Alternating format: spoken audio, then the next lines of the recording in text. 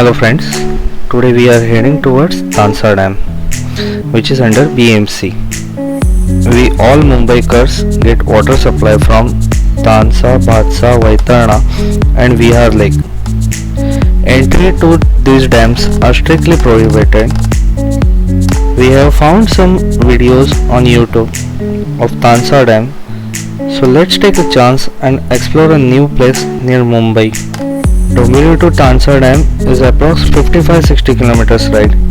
You need to take Mumbai-Nashik expressway and take left at Atgaon.